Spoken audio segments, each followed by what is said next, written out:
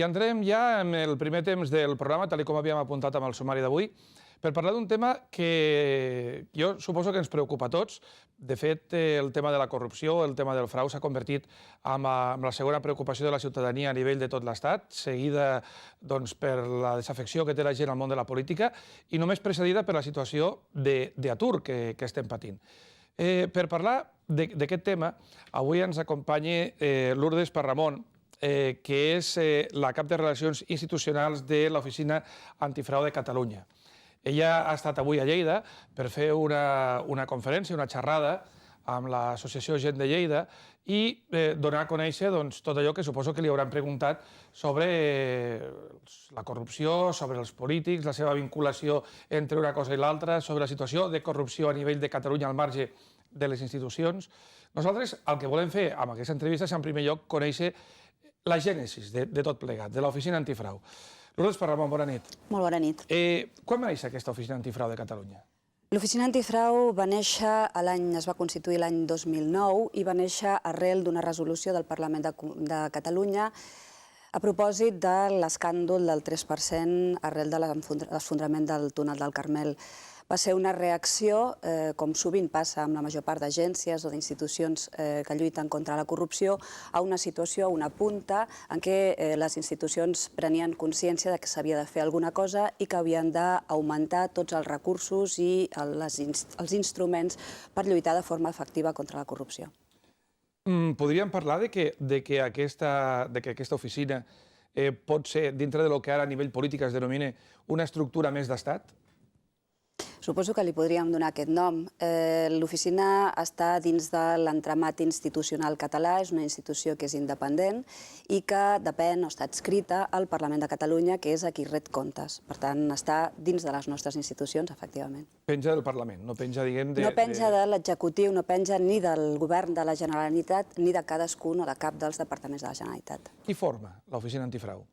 Doncs som 40 i escaig professionals amb un director al capdavant, que ara mateix és el magistrat Daniel de Alfonso, que està en una situació de serveis especials, i és una institució on hi treballa un equip multidisciplinar formada bàsicament per tècnics especialitzats, professionals especialitzats en la lluita contra la corrupció, procedents de diverses administracions i de diverses professions i especialitzacions. Però, vull dir, són professionals del dret, professionals de l'economia, de quins àmbits són? Hi ha professionals del dret, hi ha juristes, per descomptat, també hi ha economistes, hi ha policies, hi ha fins i tot periodistes, analistes de mitjans, politòlegs. Som una família variada que ens aproximem a la corrupció, a la lluita contra la corrupció, des de diverses especialitats i de diverses aproximacions diferents. Tal com està el pati, seria una de les oficines amb situació de creixement? A nivell d'augment de recursos personals i materials, per descomptat que ens agradaria, però probablement amb el context de crisi no experimentarem un creixement amb efectius immediat. El que sí és cert és que valorem la nostra tasca contra la corrupció com una tasca molt important i esperem que els qui decideixen els recursos també ho tinguin present. Quan parlem de corrupció, parlem en genèric, però quina és la tasca concreta? A on se focalitza l'activitat d'aquesta oficina? L'Oficina Antifrau treballa en general per preservar, per enfortir la transparència i la integritat de totes les institucions públiques de Catalunya. Això ho fa bàsicament de dues formes: prevenint la corrupció i investigant, és a dir, intentant identificar i detectar els casos de corrupció, posant-los a disposició d'aquelles institucions que nosaltres no ho tenim, tenen possibilitats, tenen prerrogatives i competències per imposar sancions. A nivell privat no s'entra? A nivell privat treballem, no podem controlar els subjectes privats, les empreses, però sí que podem impulsar allò que se'n diuen mecanismes d'autoregulació i, per tant, ajudar les empreses a que es dotin de plans de prevenció i a que siguin almenys més íntegres possibles. Quan es va posar en marxa l'oficina, la percepció que van tenir les diferents institucions de Catalunya vers amb aquesta oficina va ser positiva o va ser un determinat recel? Allò que puguin tenir un fiscal que pugui en un determinat moment entrar i demanar determinades informacions o determinats documents? Jo crec que en general l'acollida és bona. Sempre els controls poden ser mirats amb reticència per part de qui és controlat. És lògic i és humà. Però el que sí és cert, i amb això nosaltres treballem molt i fem molta pedagogia a nivell de totes les administracions públiques, inclosa l'administració local, perquè els propis responsables públics vegin aquest control com una normalitat. Les persones que treballem en l'àmbit públic, siguem càrrecs electes o tenim qualsevol mena de responsabilitat pública, hem d'assumir que hem de estar sota el control, sota l'escrutini de la ciutadania i, per tant, hem de veure els controls de les institucions que s'hi dediquen, jo crec que amb tota normalitat i amb una bona disposició. I quin marge d'actuació tenen a l'hora d'investigar, a l'hora d'actuar?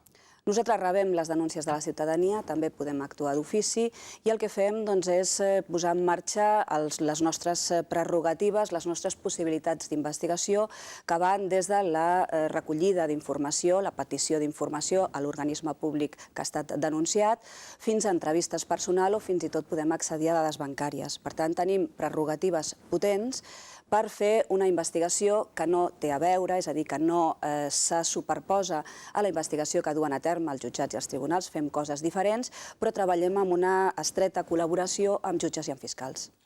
Malgrat la tasca de l'oficina, tenim a nivell de Catalunya una sèrie de casos que des del punt de vista mediàtic donen a entendre que aquesta situació, com dèiem fa uns anys, de l'Oasis, ha desaparegut. És a dir, casos com el Palau, ITV, Mercuri, Pokémon, són casos que es catxiguen d'una manera bastant directa als polítics catalans. Quina participació ha tingut aquí l'Oficina Antifrau? O són casos anteriors? Hem de dir que la major part, aquí hi ha sempre allò que se'n diu un retardament amb els efectes. La justícia actua en uns temps diferents de la realitat, sovint molt més lentament, i són casos que tenen instruccions molt complexes. El cert és que la major part dels assumptes que han saltat ara a les pàgines dels diaris i de les teles, és cert que obres el diari i trobes molts casos de corrupció que fan que la ciutadania estigui perplexa i indignada. I és absolutament comprensible i jo em sento igual com a ciutadana. Són casos antics, això és cert, en molts casos procedents d'anys compatibles o coincidents amb els anys de la bonança econòmic, de la bombolla, i ara estan proliferant. Això genera una percepció de corrupció que jo estic convençuda que és molt més alta de les dades veritables de corrupció. Compti que és molt difícil mesurar la corrupció, saber quanta corrupció tenim, precisament perquè és un delicte on no hi ha cadàver i, per tant, el corrupte té un interès enorme en que això no sigui conegut i, generalment, el difícil és que es detectin aquests casos. Per això és important que aquests casos es coneguin, malgrat que això generi en l'opinió pública, com és normal, una situació de perplexitat i d'indignació davant de la proliferació. Però per conèixer un problema, per atacar-lo, per combatre'l, el primer que cal és conèixer-lo, és que aflori. Per tant, des de l'Oficina Antifrau veiem amb certa satisfacció, no satisfacció pel que representa, però sí satisfacció perquè no quedin ocults els casos de corrupció. I si hi hagués, que no sé si n'hi ha, perquè ara tot es mesura, un determinat rànquing de la situació de corrupció a nivell de tot l'Estat o a nivell europeu, en quin punt estaria Catalunya? Miri, els rànquings que tenim que ens permeten comparar-nos no són a nivell de Catalunya. Per exemple, Transparència Internacional fa públic un baròmetre sobre percepció de la corrupció en el qual Espanya se situa en el lloc 30, crec que recordar, no m'equivoco, bastants llocs abans d'altres països del nostre entorn, com per exemple Itàlia, que crec que ocupa el lloc 74, o Grècia, que ocupa el 71, i Grècia, que ocupa el 90 i una mica més. És difícil dir quin rànquing, no tenim un rànquing equiparable per Catalunya, però m'atreviria a dir que no sé si diferim molt de l'estat espanyol o dels altres països del nostre entorn. Les dades de percepció de la corrupció que sí maneguem des de l'Oficina Antifrau i que són dades pròpies de l'any 2012 ens diuen, això sí, que la percepció de corrupció és alta i que la percepció de corrupció sobre la gravetat del problema també és molt alta. És a dir, que els catalans veuen amb molta preocupació la corrupció i, a més, consideren que ha crescut en els últims anys. Per tant, això és una dada que efectivament ens ha de preocupar i ens ha de fer reaccionar. A molts d'aquests casos parlem situacions o de casos oberts que estan tant a Barcelona com a les comarques o de Barcelona o de Girona. En el cas de Lleida hi ha dades també, s'està actuant des de l'Oficina Antifrau d'algunes de les coses que potser no siguin públiques o publicitades però que existeixen? L'Oficina Antifrau treballa sobre totes les administracions, per tant, no solament sobre l'administració autonòmica, sinó també sobre l'administració local. Conti que a Catalunya hi ha la major part de casos de l'Oficina Antifrau, gairebé un 60%, són sobre ajuntaments, consells comarcals, és a dir, són sobre l'administració local, cosa que no ens ha d'estranyar perquè hi ha 947 municipis a Catalunya. Per descomptat que n'hi ha a les comarques de Lleida, també n'hi ha a Girona, i a Tarragona, això està repartit. No tinc dades específiques i segregades pel que fa a Lleida o a tota la comarca, però efectivament hi ha casos que sí, que estan aquí. Nous? De tots. De tots. Però jo més aviat amb el sentit de dir són casos que poden estar oberts i que després es poden tancar amb un sí o amb un no. Vull dir que són casos que encara que després estiguin treballant no han de tenir una conseqüència o de condemna o de posada d'un determinat polític davant de tribunals, però són casos que poden acabar amb un no-res, també. Per descomptat, hi ha casos que acaben simplement amb l'arxivament, perquè considerem que no hi ha hagut cap mena d'irregularitat ni tan sols cap mena de disfunció i, per tant, acaben amb un arxivament. D'altres que acaben a disposició de l'autoritat judicial o de l'autoritat, sigui judicial o penal o no, o de l'autoritat administrativa que pot imposar una sanció. Però també crec que això és molt important. Hi ha casos que simplement constatem que hi ha hagut una mala praxis administrativa, és a dir, que hi ha hagut una situació de risc de corrupció. No hi ha, per tant, una responsabilitat penal, no hi ha delicte, no hi ha ningú que se'n vagi a la presó. Però sí que hi ha hagut una disfunció i això sí que es pot corregir. I l'Oficina Antifrau el que sí que fa és treballar recomanant a l'organisme públic moltes vegades que modifiqui els seus processos, que modifiqui la seva manera d'actuar i que, per tant, elimini o minimitzi aquest risc de corrupció que s'ha produït. I això és important. Si a un ajuntament li arriba una carta de l'Oficina Antifrau, comencem a tremolar tots? O ho veuen com una cosa natural? Jo crec que hi ha una certa por, una certa intimidació, efectivament. Quan arriba un requeriment de l'Oficina Antifrau pot ser-hi. Però també crec que els ajuntaments, el cert és que tenim un bon retorn, és a dir, no tenim queixa. Quan demanem documentació, en termes generals, la resposta és bona. I crec que a poc també anem fent pedagogia, ens anem acostant al territori per la via dels consells comarcals i per la via del contacte directe amb ajuntaments i amb altres institucions i empreses, i crec que se'ns va coneguent també per aquesta fórmula de prevenció, de recomanació, de millora de les bones pràctiques, i això crec que s'agraeix. Amb una nova llei de finançament de partits, en bona part quedaria rebaixat el llindar dels casos de corrupció? El finançament dels partits polítics, sens dubte, és un dels temes cabdals en la lluita contra la corrupció, i això és una evidència.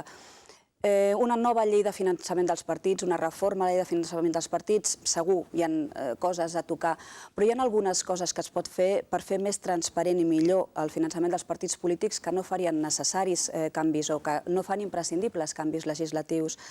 La transparència en els comptes dels partits polítics està en les mans dels partits polítics. Si els partits s'animen a penjar a la seva pàgina web els seus comptes i el seu estat de comptes, jo crec que la ciutadania tindria una bona informació i això ho poden fer en qualsevol moment. Sí, però suposo que convindrem que si el crit a la transparència que fa un polític és penjar en una plana web la seva declaració de renda, doncs la ciutadania no s'ho creu, perquè, evidentment, aquestes declaracions, evidentment, el que marquen és el diner absolutament legal. Si a darrere hi ha un finançament il·legal o hi ha determinats ingressos que no són transparents, aquests no van amb una declaració de renda. Per descomptat, no n'hi ha prou amb transparència amb les retribucions o transparència amb els comptes, però crec que la transparència sí fa que es generi una apertura d'allò que la ciutadania pot conèixer i pot controlar. Els hi transmeten als interlocutors polítics aquesta situació, aquest neguit que hi ha social? Per descomptat. Suposo que ja deuen ser conscient, Jo crec que hi ha una consciència. El que passa és que a vegades no n'hi ha prou amb que hi hagi consciència, sinó hi ha d'haver una reacció un cop aquesta consciència existeix. Jo tinc confiança, perquè crec que la ciutadania està molt indignada i que això arriba a qui ha d'arribar. Per tant, espero que hi hagi una disposició a canvis importants. El frau fiscal diuen que és un dels principals problemes a nivell de l'economia d'aquest estat, a nivell global. Encara que sigui un tema que en molts àmbits ve per part de l'economia privada, des d'una oficina antifrau, quines serien les recomanacions que es podrien fer per intentar apaivagar una mica els efectes que té aquestes economies submergides, aquesta situació de frau, no diríem que generalitzat, però sí molt ampli? Recomanacions en general no li descobriré res nou. Jo crec que el que és important no és tant una recomanació genèrica, sinó el que és important és que en totes les organitzacions, en tots els organismes públics i privats, es treballi sobre el sistema d'integritat i, per tant, hi hagi una feina feta, i en això l'Oficina Antifrau, per exemple, ofereix servei als organismes públics, perquè analitzin com funciona, quin és el seu funcionament, com són de transparents, quins són els seus controls interns, com de format està el seu personal, i adequin la seva manera de funcionar a totes aquestes notes que podem anar apuntant sobre com funciona un organisme públic, i això és traslladable a les empreses privades. Amb la memòria del 2012, l'Oficina Antifrau diu que aquesta oficina està amb el cim de la transparència. Jo no sé si després, a la pràctica, quan han de tenir com a interlocutors els polítics, això es pot traslladar d'alguna manera. Estan vostès col·laborant amb el Parlament amb el tema de la transparència, en general. Hi ha més gent, hi ha més gent. Però quines són les conclusions a les que es poden arribar que després tinguin un retorn cap a la ciutadania? O quedar tot amb una, com diuen, amb llenguatge plani, amb una fotografia? Al Parlament de Catalunya hi ha una ponència que està elaborant una proposició de llei. Hi haurà una llei de transparència i d'accés a la informació. Cal que hi hagi una llei perquè Espanya és un dels pocs països que no la té i Catalunya tampoc en disposa. Per tant, que Catalunya sigui en això, faci un pas endavant i faci una llei de transparència és molt important. És molt important que aquesta llei, que donarà una eina molt potent als ciutadans, no només perquè li està reconeixent un dret subjectiu principal, perquè li està reconeguent la possibilitat de demanar informació i que aquesta informació li sigui lliurada, tant activament com passivament. És a dir, quan demanes informació que te la lliurin i que si no te la lliuren ho justifiquin i que no hi hagi motius per no donar aquesta informació i que l'organisme públic s'hi vegi obligat. També que es faci pública una sèrie d'informació que ara per ara no es pot trobar enlloc i per tant que s'alliberi tota aquesta informació d'una manera activa. Això és molt important i és molt important que hi hagi una llei que ho garanteixi. Però com vostè diu, no n'hi ha prou en què hi hagin lleis, no n'hi ha prou en què hi hagin gestos o fotografies. Cal que aquesta llei tingui una tutela efectiva, cal que hi hagi un organisme que s'ocupi de dirimir quan un ciutadà no obté la informació que demana, doncs que tuteli el dret d'aquest ciutadà i, si cal, imposi sancions a qui no lliura aquesta informació. Això és bàsic i, per tant, que la llei sigui una llei ben feta, que tingui excepcions o limitacions comptades, que s'interpretin aquestes limitacions de manera restrictiva i que es garanteixi aquest accés a un òrgan independent que tuteli el dret, és bàsic perquè, efectivament, no quedi en paper mullat. I en quin horitzó ens veiem? Tenim una ponència que ja està treballant. Jo confio en que aquesta ponència elaborarà la proposició de llei de manera ràpida, crec que ja estan treballant i crec que s'hi han posat amb ganes, i jo confio que efectivament això faci que tinguem en breu una llei i que aquesta llei, amb les aportacions, entre elles la nostra, que estem a disposició del Parlament i fa no massa vam presentar un informe sobre transparència i dret d'accés, es tinguin en compte tota aquesta reivindicació ciutadana i de les institucions que treballem per aconseguir que efectivament la transparència no només sigui una proclama, sinó que sigui real i efectiva. I acabem parlant no de casos de Catalunya, sinó d'altres casos que ens venen d'arreu de l'Estat, però que tenen pel seu relleu, per la seva dimensió i potser pel seu recorregut, tasca per dies. Parlem del cas Nóos o parlem del cas Bárcenas. Són casos que tenen un lligam entre la corrupció personal i la corrupció institucional molt forta.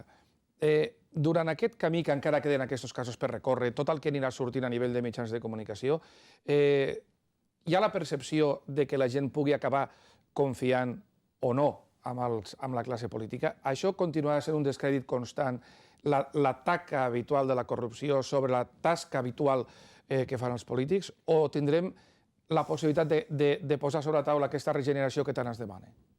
Jo crec que això, efectivament, està en mans dels polítics. Hi ha una demanda ciutadana que és molt clara, que és molt punyent I crec que s'han de fer gestos, no només fotografies, sinó gestos estructurals de legislació i de propi comportament dels responsables públics i dels altres pilars que també ens fan entendre per què el país funciona com funciona. Parlo dels partits polítics, parlo dels mitjans de comunicació. Tots aquests pilars hi tenen una responsabilitat i jo estic convençuda que l'han d'exercir perquè estem en una situació que és molt preocupant, que és molt greu, i la gent ho veu i ho reclama. Lourdes Parramon, cap de Relacions Institucionals de l'Oficina Antifrau de Catalunya, gràcies per haver fet aquesta aturada amb aquesta visita a Lleida aquí als estudis de Canal Català a la Mañana. Al contrari, gràcies a vostès. I força sort, que tasca per davant i tenen i assegurada. Aquesta feina segur que de moment no baixarà en els propers mesos. Gràcies. Nosaltres fem una aturada, anem a la publicitat i entrem ja de seguida amb el segon tram, que és la taula de debat d'avui. Fins ara.